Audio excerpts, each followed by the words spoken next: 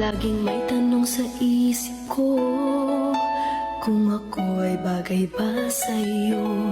Bakit ganun lagi kang alaala ko?